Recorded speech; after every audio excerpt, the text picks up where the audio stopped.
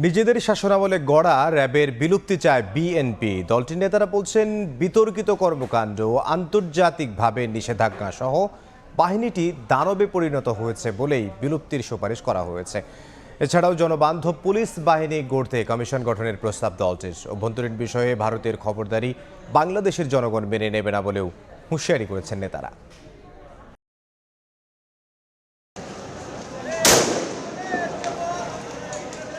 গেল ১৬ বছরের রাজনৈতিক প্রভাবে নানা অপকর্ম ছাড়াও সবশেষ জুলাই বিপ্লবে বিতর্কিত ভূমিকার কারণে প্রশ্নবিদ্ধ হয়েছে বাংলাদেশ পুলিশ। পরিবর্তিত পরিস্থিতিতে সবার আগে এই বাহিনীর সংস্কারে অনেকটাই একমত দেশের সব রাজনৈতিক দল ও মত।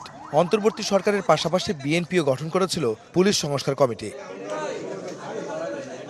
বাহিনীটির সংস্কারে ৫ দফা সুপারিশ করেছে বিএনপি গঠিত কমিটি। গুলশানে দলটির চেয়ারপারসনের কার্যালয়ে সংবাদ সম্মেলন করেন কমিটির সদস্যরা। বিএনপির স্থায়ী কমিটির সদস্য অবসরপ্রাপ্ত মেজর হাফিজউদ্দিন আহমেদ বলেন, পুলিশকে রাজনৈতিক প্রভাবমুক্ত রেখে জনবান্ধব বাহিনী হিসেবে গড়ে তুলতে হবে।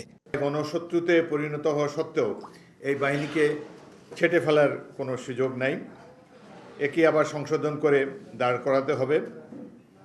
রাষ্ট্রের এই অত্যাবশ্যকীয় সার্ভিসটির সংস্কার এখন সময়ের দাবি। বিতর্কিত কর্মকাণ্ডের কারণে র্যাবের বিলুপ্তি দাবি করে হাফিজউদ্দিনের অভিযোগ, জুলাই বিপ্লবে হত্যা নির্যাতনে জড়িত প্রায় ৫ শতাধিক পুলিশ সদস্যকে পালিয়ে যেতে সহায়তা করেছে কিছু সেনা কর্মকর্তা।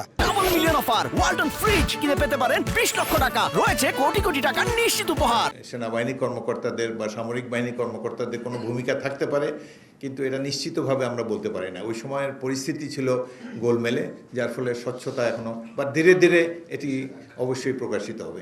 বিএনপির প্রতিষ্ঠাতা ও সাবেক রাষ্ট্রপতি জিয়াউর রহমানের সমাধিতে শ্রদ্ধা নিবেদন করে বিএনপির স্থায়ী কমিটির আরেক সদস্য গয়েশ্বর চন্দ্র রায় বলেন, ভারতের আগ্রাসন জনগণ মেনে নেবে না।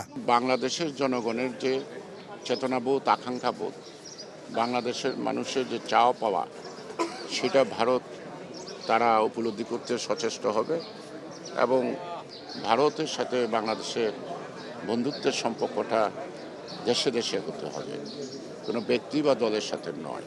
এদিকে ভারতের নানা ষড়যন্ত্র ও অপসংস্কৃতির বিরুদ্ধে ১৬ ডিসেম্বর মানিক মে এভিনিউয়ে কনসার্ট আয়োজনের ঘোষণা দেন বিএনপির যুগ্ম মহাসচিব শহীদুদ্দিন চৌধুরী আনি। গুলশানে উদয় টাওয়ারে সবার আগে বাংলাদেশের ব্যানারে সংবাদ সম্মেলনে এই ঘোষণা দেন তিনি। আহমেদ সালেহীন, সময় সংবাদ, ঢাকা।